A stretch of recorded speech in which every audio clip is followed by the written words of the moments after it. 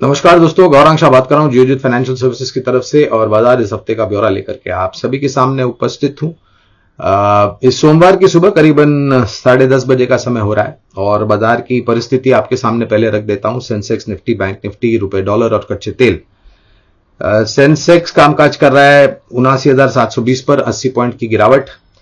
Nifty कामकाज कर रहा है 24,135 पर 2 अंकों की बढ़ोतरी है। बहुत ही सपाट कारोबार, लेकिन निचले स्तर से अच्छी तरीके से उभरा है। निफ्टी बैंक या बैंक निफ्टी 51,910 का स्तर है, 145 पॉइंट की गिरावट। रुपए में करीबन 0.12 यानी कि 12 पैसे की कमजोरी है डॉलर के मुकाबले। 84.61 का स्तर है रुपए का। और कच्चे तेल में मामूली सी बढ़त पिछले हफ्ते में 72.18 प्रति बैरल है ब्रेंट और नाइमेक्स 68.32 प्रति बैरल है नाइमेक्स का स्तर। जो भी घटनाक्रम खाड़ी में हो रहा है उसी से संकेत मिलेंगे हमें खबरों के आधार पर कि दशा और दिशा कच्चे तेल की किस तरफ जाती है। लेकिन कमूमन ये ऊपरी स्तर है, यहां से शायद थोड़ा बहुत नीचे जा सकता है अगर खबरें थोड़ी बहुत सकारात्मक आ गई तो। और अमेरिका की तरफ से जो इन्वेंट्रीज को लेकर के आंकड़े आते हैं अगर वो सकारात्मक रहे तो। जहां तक रुपए का सवाल है दोस्तों, 6 दिसंबर को क्रेडिट पॉलिसी है और रुपए की चाल डॉलर के सामने शायद वहां से थोड़ी बहुत और निर्भर होगी किस तरफ जा सकता है। लेकिन थोड़ी बहुत मजबूती यहां से आने का अनुमान हम लगा करके चल रहे हैं इस हफ्ते रुपए में। और 5 से 10 पैसे का कामकाज जो है वो रुपए में मजबूती और कमजोरी डॉलर के सामने आपको होती हुई दिखाई देगी। अब आते हैं बाजार के ऊपर दोस्तों। तो शुरुआती सत्र में करीबन 300 पॉइंट से ज्यादा नीचे था सेंसेक्स। 100 पॉइंट के आसपास की गिरावट थी निफ्टी में। उच्च निचले स्तर से हमने काफी कुछ अच्छी ऊपर के तरफ के दायरे देख रहे हैं अब फिलहाल सुबह के सत्र में। और उम्मीद रखते हैं कि ये जो रुझान है जैसे जैसे हम दिन में आगे बढ़ते जाएंगे वो थोड़ा बहुत और मजबूत हो और ऊपर की तरफ आने का प्रयास बाजार करेगा। कुछ एक पहलू है जिसको लेकर के बाजार में थोड़ी बहुत आज हम हरकत देख रहे हैं। पहले तो पिछले हफ्ते शुक्रवार को विकास दर के आंकड़े आए, उसके पहले महंगाई दर के आंकड़े आए और वो आंकड़े बहुत ही भयानक थे। जहां तक महंगाई दर का सवाल है काफी ऊपर के स्तर का आंकड़ा आया और जहां तक विकास दर का सवाल है अनुमान से 1.20 1.40% नीचे और 7 तिमाहियों के निचले स्तर के आंकड़े हमने विकास दर में देखे। शायद इसका प्रभाव 6 दिसंबर को जो क्रेडिट पॉलिसी आएगी और उसके पहले 4 और 6 दिसंबर के बीच में जो मॉनेटरी पॉलिसी कमेटी आत्मचिंतन करेगी इन सब चीजों को लेकर के। और फिर आखिरकार आरबीआई गवर्नर दास साहब हमें 6 तारीख को बताएंगे कि क्या निर्णय उन्होंने लिया है। तो शायद आंकड़ों को लेकर के विकास दर और महंगाई दर के क्या उनके विचार है वो सुनना और क्या बातें बताते हैं वो पढ़ना मेरे ख्याल से काफी अनिवार्य होगा। लेकिन ये उम्मीद रखना कि ब्याज दरों में कटौती होगी ये मेरे ख्याल से समझदारी वाली बात नहीं होगी। तो थोड़ा बहुत आप अपनी जो उम्मीद है उसको बांध करके चले जहां तक ब्याज दरों में कटौती का सवाल है। शायद अगले साल पहले 3 महीनों में अगर आंकड़े सकारात्मक आए तो शायद थोड़ी बहुत रियायत गवर्नर और एमपीसी कमेटी दे सकती है ब्याज दरों की कटौती को लेकर के। आरबीआई 6 दिसंबर को मिलेगी और प्रतिक्रिया हमें तभी देखने मिलेगी और निर्णय उनका क्या है, खास करके जो बातें हमारे और आपके सामने रखते हैं वो सुनना बहुत अनिवार्य होगा। दूसरी तारीख है दिसंबर की और आज हमने देखे महीने दर महीने वाहन उत्पादन करने वाली कंपनियों के बिक्री के आंकड़े। तो कमूमन जो भी आंकड़े अभी तक देखे हैं थोड़े बहुत सकारात्मक हैं। लेकिन दिक्कत एक ही है दोस्तों कि ये साल का आखिरी महीना है दिसंबर और अक्सर हर साल दिसंबर के महीने में वाहन उत्पादन करने वाली कंपनियां अपनी इन्वेंट्रीज को कम करने के लिए ज्यादा से ज्यादा डिस्काउंट देते हैं। उस डिस्काउंट के तहत शायद थोड़ा बहुत दबाव तीसरी तिमाही में जो मुनाफे के मार्जिन है उसमें आ सकते हैं। लेकिन ये आने वाले दिनों में पता चलेगा कि कितनी मात्रा में कितना डिस्काउंट किस वाहन पर ये कंपनियां दे रही है। तो इसका असर शायद थोड़ा बहुत हो सकता है जहां तक नतीजों का सवाल है। लेकिन आने वाले साल में ऑटो क्षेत्र जिस प्रकार से नए लॉन्चेस करेगी, इस दिसंबर के महीने भी हमने देखा कुछ पिछले हफ्ते हमने देखा एमएनएम के तरफ से 2 नए अवतार इलेक्ट्रिक गाड़ियां लॉन्च की गई है और उसके पहले हमने बाकी अन्य कंपनियों को लॉन्च। तो जहां तक नए लॉन्चेस का सवाल है मेरे ख्याल से वो आने वाले नए साल में निरंतर होते रहेंगे। कुल मिलाकर के बिकवाली नवंबर के महीने में विदेशी संस्थागत निवेशकों की तरफ से रही थी करीबन 21,600 करोड़ के पार अनुमानित। तो अक्टूबर में भी एक नया सर्वोच्च स्तर बिकवाली का बनाया था। नवंबर में हमने 21,600 के पार के स्तर देखे और उसके सामने स्थानीय संस्थागत निवेशकों ने बेहतरीन तरीके से बाजार को सहारा दिया और बहुत ही सीमित मात्रा में हम नीचे गए। हो सकता है ये बिकवाली 15 दिसंबर तक बहुत ही छोटी मात्रा में होगी दोस्तों। अभी जो बड़ी बिकवाली, बड़े आंकड़े जो बिकवाली के आने थे वो मेरे ख्याल से हमारे अनुमान के हिसाब से आ गए हैं। यहां से अब ज्यादा बड़े आंकड़े आने की संभावना कम लग रही है और क्योंकि ये छुट्टियों का समय होता है विदेशों में क्रिसमस और न्यू ईयर को लेकर के, और कमूमन 15 दिसंबर के बाद ज्यादातर लोग छुट्टियों पे चले जाते हैं। तो जो बिकवाली का सिलसिला था वो फिर 15 दिसंबर के बाद, जहां तक विदेशी संस्थागत निवेशकों का सवाल है, वो बहुत हद तक कम हो सकता है और उसके कारण थोड़ी बहुत स्थिरता बाजार में आ सकती है।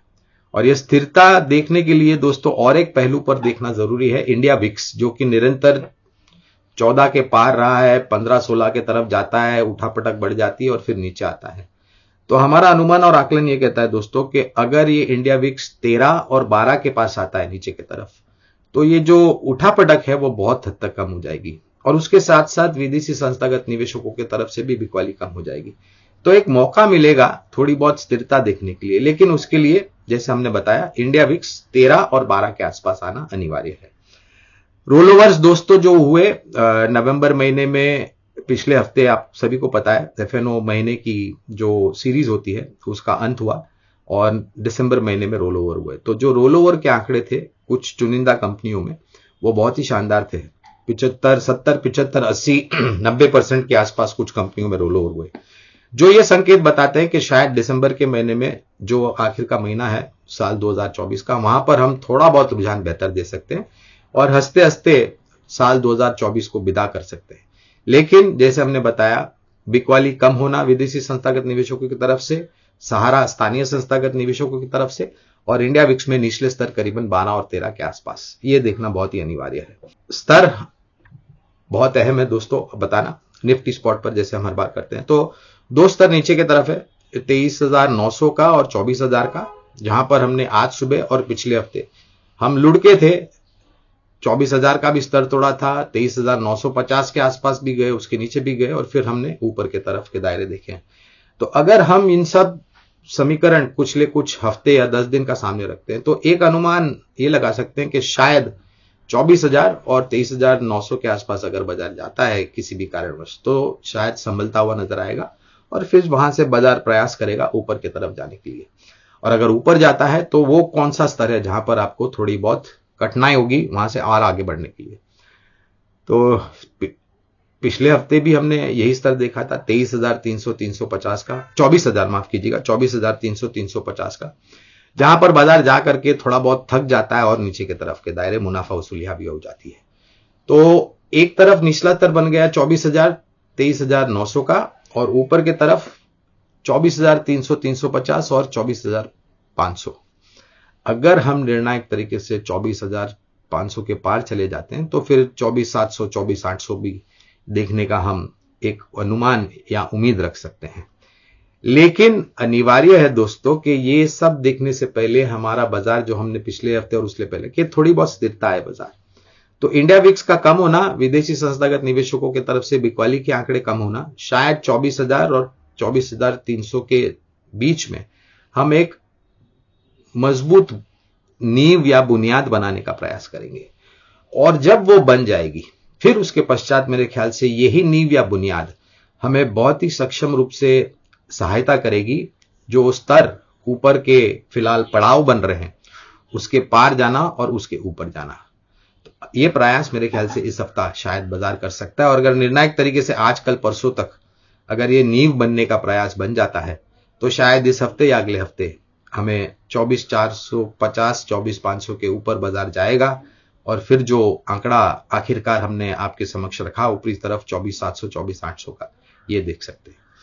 लेकिन अगर आप कारोबारी हैं तो इतना बिल्कुल कीजिए कि छोटी मध्यम अवधि में जो भी सौदे आपने लिखे हैं कारोबार के रूप में, उस पर आप निर्णायक तरीके से एक मुनाफा वाला स्टॉप लॉस या फिर अपने स्टॉप लॉस को बढ़ाते जाएं, ताकि अगर किसी कारणवश बाजार में अनिश्चितता का माहौल होता है तो आपको चौंकाने वाली परिस्थिति में ना आप अपने आप को पाए।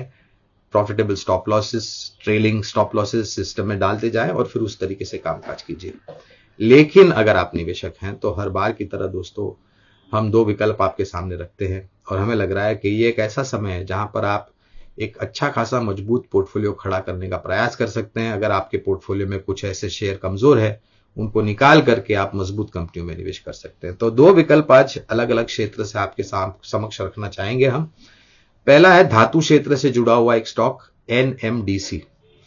हमने चाइना में नीतियों में बदलाव देखा, प्रयास किया जा रहा है चाइना की अर्थव्यवस्था को सुधारने के लिए और अनिवार्य नकदी वहां की अर्थव्यवस्था में डालने के लिए, जिससे थोड़ा बहुत सुधार हो अर्थव्यवस्था में। तो अगर ऐसा होता है तो जैसे हमें सबको पता है धातु क्षेत्र पर ज्यादातर खबरें जो चाइना से आती है उसका असर होता है और अंतरराष्ट्रीय मार्केट में जो कमोडिटी बाजार है वहां पर फेरस नॉन फेरस के क्या दाम है उससे होता है। तो अगर सकारात्मक खबरें आई तो एक ऐसा स्टॉक है जहां पर मौजूदा स्तर करीबन 200-230 के आसपास है दोस्तों, जो पिछली बार मेरी नजर पड़ी थी। तो यहां से एक तो नीचे की तरफ के दायरे काफी सीमित लगते हैं और अगर आपका लंबी अवधि का नजरिया है तो अच्छा खासा ऊपर की तरफ का दायरा आप देख सकते हैं। तो शुरुआत कीजिए स्तर से। एक ध्यान में रखिए ये छोटी अवधि के लिए, मध्यम अवधि के लिए नहीं है, लंबी अवधि के लिए बुनियादी तौर के हाथ पर पूरी ताकत लगा करके निवेश करने की जरूरत नहीं है। शुरुआत कीजिए और किश्तों में धीरे धीरे करके अपना निवेश बढ़ाते जाए। दूसरी कंपनी है consumer durable white goods appliances. ज्यादातर कूलर बनाने में इनकी माहियत है। सिम्फनी लिमिटेड नाम है इस कंपनी का। और जिस प्रकार से उम्मीदें सुधर रही है खास करके ग्रामीण मध्यम ग्रामीण भागों में, और जो सुधार हम देख रहे हैं ग्रामीण मध्यम ग्रामीण भागों में कृषि क्षेत्र को लेकर के, उसके तहत पहले तो इस कंपनी का बहुत बड़ा मार्केट शेयर है कूलर में, खास करके दक्षिण भारत में, और अब धीरे धीरे करके बाकी अन्य जो देश और प्रदेश हैं हमारे भारतवर्ष में, वहां पर ये अपना कारोबार धीरे धीरे करके आगे बढ़ा रहे हैं और अच्छा खासा मार्केट शेयर पूरे भारतवर्ष में है। ठंडी का समय है, मौसम है, तो अनिवार्य है कि शायद इनका जो बिक्री होती है कूलर्स की ये ऐसे मौसम में कम होती है। लेकिन जिस प्रकार से ठंडी का मौसम भी अंत होगा, गर्मी का भी मौसम आ जाएगा, तो एक प्रीएम्प्टिव आप यहां पर अपनी पोजीशंस बना सकते हैं लंबी अवधि के लिए। ये कंपनी ने पिछले कुछ समय में बहुत सारे उपकरण बाजार में उतारे, जिनके इनके जो प्रोडक्ट ऑफरिंग पोर्टफोलियो है वो बढ़ गया है। और कूलर में ही इन्होंने बहुत ही रिसर्च और डेवलपमेंट करके नए नए मॉडल्स, नए नए प्रोडक्ट्स, कूलिंग टावर्स वगैरह में जाने का प्रयास किया है इस कंपनी में। हमें लग रहा है एक अनिवार्य कंपनी है। मौजूदा स्तर से यहां पर भी नीचे की तरफ के दायरे काफी सीमित, और अगर सूझबूझ वाली रणनीति लंबी अवधि के लिए बनाते हैं और धीरे धीरे करके यहां पर निवेश करते हैं तो शायद एक अच्छी कंपनी बन सकती है लंबी अवधि में योगदान देने के लिए आपके पोर्टफोलियो में। तो ये दोनों ही विकल्प है, NMDC लिमिटेड धातु क्षेत्र से जुड़ी हुई कंपनी और consumer durable white goods coolers से जुड़ी हुई कंपनी सिम्फनी लिमिटेड। शुरुआत कीजिए दोस्तों, पूरी ताकत लगा करके मत कीजिएगा। मैं फिर से दोहराता हूं, धीरे धीरे करके निवेश कीजिए, गिरावट पर जोड़ते जाए किस्तों में और एक अच्छा खासा पोर्टफोलियो बनाए। बाजार में दोस्तों एक आशा की किरण जग रही है, क्योंकि जो पिछले 2 महीनों में हमने तांडव देखा था विदेशी संस्थागत निवेशकों की तरफ से बिकवाली को लेकर के, अब धीरे धीरे करके धीमा हो रहा है और ओझल होने की संभावना है। और शायद नए साल के बाद, बजट के बाद, ये विदेशी संस्थागत निवेशक फिर से हमारे देश को एक आकर्षित निवेश लायक देश के रूप में देखेंगे जहां तक शेयर बाजार का सवाल है। तो वो फिर अपने आप में फिर वो सहारा आता हुआ दिखेगा। लेकिन ये दोनों ही विकल्प है, ध्यान में रखें लंबी अवधि के लिए और निवेश करना शुरू कीजिए। मेरी वाणी को अब यहीं विराम देता हूं। आप सभी लोगों से आज्ञा लेता हूं। प्रार्थना है आप सभी अपने सेहत का ध्यान रखिए और अगले सोमवार को आप लोगों से फिर से मुलाकात होगी। हमारी बात शांतिपूर्वक सुनने के लिए आपका बहुत बहुत धन्यवाद।